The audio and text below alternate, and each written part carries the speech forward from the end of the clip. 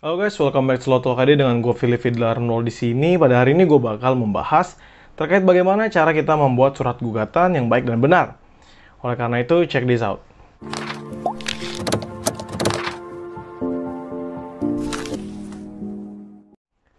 Nah, jadi terkait dengan surat gugatan, gue dapatkan materi ini dari hukum online. Fauzi Yusuf Hasibuan dalam bukunya Praktek Hukum Acara Perdata di Pengadilan Negeri menyatakan bahwa persyaratan mengenai isi gugatan dapat dijumpai dalam pasal 8 nomor 3 RV.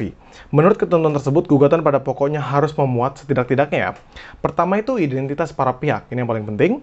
Yang dimaksud dengan identitas ialah ciri dari penggugat dan tergugat, yaitu nama lengkap, tempat dan tanggal lahir, pekerjaan, agama dan tempat tinggal, kewarganegaraan kalau perlu. Nah, pihak-pihak yang ada sangkut pautnya dengan persoalan harus disebutkan dengan jelas mengenai kapasitas dan kedudukannya, apakah sebagai penggugat, tergugat, pelawan, terlawan, pemohon, dan termohon. Nah, maksudnya apa? Nah, kenapa ini penting gitu? Kenapa kita penting masukin identitas? Karena nanti kalau misalnya kita nggak masukin identitas ya, yang jadi permasalahan utamanya itu adalah bisa terjadi error in persona. Misalnya, kamu membawakan permasalahan terkait tanah, sengketa tanah, tapi ternyata orangnya salah, kamu salah menggugat gitu. Kamu tidak menggugat orang yang benar. Mungkin namanya mungkin sama, misalnya nama Filivi. Ternyata Filivi ini adalah dua orang yang berbeda. Dan salah dalam menunjukkan terhadap siapa yang jadi tergugat. Nah, itu tuh bisa loh masuk dalam permasalahan seperti ini. Dia bisa kena error in persona. Jatuhnya itu nanti di eksepsi. Nah, terus habis itu masuk kedua adalah alasan-alasan gugatan atau fundamentum petendi atau bisa kita sebut sebagai posita. Nah, alasan-alasan gugatan nanti dibagi dua ya. Pertama itu bagian yang menguraikan kejadian atau peristiwanya, dan selanjutnya adalah bagian yang menguraikan tentang dasar hukumnya. Gitu. Terus selanjutnya adalah kita masuk dalam tuntutan pokok atau tuntutan primer yang merupakan tuntutan sebenarnya, atau apa yang diminta oleh penggugat sebagaimana yang dijelaskan dalam posita. Jadi tuntutan ini kita bisa sebut sebagai petitum ya. Jadi kalau misalnya kita menuliskan kerangkanya, kita jelaskan kronologisnya di posita, kita masukkan dasar hukumnya, maka apa yang kita minta, apa yang kita tuntut, harus sesuai dengan posita. Jangan sampai nih, kalau ternyata di posita nggak ada tapi malah kita tuntut. Kan nggak ada dasarnya atas penuntutan kita ini. Seandainya kita menuntut seseorang untuk mengembalikan sertifikat, sedangkan sertifikat tanah misalnya, sedangkan dalam uraian kejadian yang kita ceritakan, nggak ada tuh dibahas terkait sertifikat tanah. Pembahasannya malah lebih ke arah perjanjian kerjasama begitu. Ujuk-ujuk di petitum ada nih tentang sertifikat tanah, kan nggak jelas. Nggak bisa ada suatu petitum yang tanpa ada positanya terlebih dahulu. Begitu. Nah, setelah ada tuntutan pokok tadi, ada juga tuntutan tambahan. Nah, tuntutan tambahan adalah bukan tuntutan pokok yang langsung berhubungan dengan pokok perkara, yang merupakan tuntutan pelengkap daripada tuntutan pokok. Nah, tuntutan tambahan ini berwujud satu, tuntutan agar tergugat dihukum untuk membayar biaya perkara, kan biasanya memang tertulis tuh.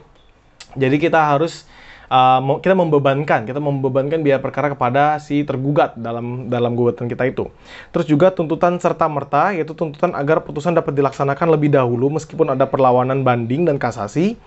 Nah, di dalam praktiknya permohonan serta merta itu sering dikabulkan. Namun demikian, seperti apa yang udah gue jelasin terkait dengan putusan serta merta, kalian bisa cari penjelasan gue tentang putusan serta-merta di Lotok ID ini, yaitu SEMA sendiri menganggap bahwa apabila kita meminta terhadap putusan serta-merta, maka objek gugatan yang tadi kita minta itu harus kita memberikan jaminan yang senilai begitu. Karena takutnya nih kalau misalnya dia naik banding, masuk kasasi, dan ujuk-ujuk kita kalah gitu. Kita kalah. Kita sudah ngambil objek gugatannya, ternyata kita gunakan buat hal lain. Tiba-tiba kita kalah. Nah, uang jaminan tadilah yang akan digunakan. Begitu. Nah, terus habis itu kita lihat ada juga tuntutan agar tergugat dihukum untuk membayar bunga apabila tuntutan yang dimintakan oleh penggugat berupa sejumlah uang tertentu. Terus tuntutan agar tergugat dihukum untuk membayar uang paksa atau duangsom apabila hukuman itu tidak berupa pembayaran sejumlah uang selama ia tidak memenuhi isi putusan. Nah, dalam hal putusan cerai sering disebut juga tuntutan nafkah bagi istri. Terus habis itu selanjutnya terakhirnya adalah tuntutan subsidiar atau pengganti. Nah, tuntutan ini diajukan dalam rangka mengantisipasi apabila tuntutan pokok dan tambahan tidak diterima oleh hakim. Biasanya, kalau kita lihat di gugatan itu ada nih tuntutan subsidiarnya yang berbunyi ex aequo et bono, yang artinya hakim mengadili menurut keadilan yang benar atau memohon putusan seadil-adilnya. Nah, kalau misalnya kita lihat nih terkait dengan posita, petitum, terus cara membuat gugatan, sebenarnya yang harus kita perhatikan ya, benar-benar kita memperhatikan adalah satu, kita harus menjelaskan nama-nama para pihak dengan baik dan benar. Harus kita tulis sedetail mungkin kalau bisa ya. Jadi tertujunya orang yang pas, jangan sampai kena error in persona. Begitu. Kedua, jelaskan, uraikanlah kejadian tadi secara rinci. Berikanlah setiap penjelasan-penjelasan yang baik, sehingga orang-orang yang membaca itu mengerti, oh seperti ini kronologisnya. Jangan sampai ada tumpang tindih, baik itu tempat, baik itu waktu, penjelasan, dan lain sebagainya. Karena apa? Karena nanti bisa dikenakan eksepsi obscure libel begitu. Atau misalnya, anggapan ini tentang perjanjian kerjasama atau perjanjian jual beli. Kalau kita menggugat seorang tergugat yang belum melaksanakan prestasinya, dia belum melaksanakan apa yang dituliskan pada suatu perjanjian, tetapi ternyata kita yang sebelumnya membuat perjanjian itu juga belum melaksanakan, maka hal tersebut akan menjadi bumerang bagi kita. Karena dia bisa mengatakan, untuk apa saya melaksanakan tindakan saya ini kalau Anda sendiri belum melaksanakan apa yang seharusnya Anda lakukan.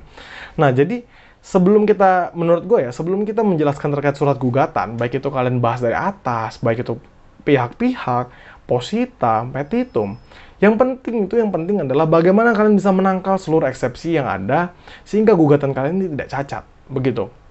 Menurut gua, terkait dengan baik dan benar itu subjektif ya, tapi memang setidaknya kita punya gambaran tersendiri bagaimana kita bisa memberikan opini kita, menuliskannya, menuangkannya dalam kertas, fakta-fakta yang kita ketahui dalam bentuk surat gugatan, demi untuk mencapai kepentingan kita.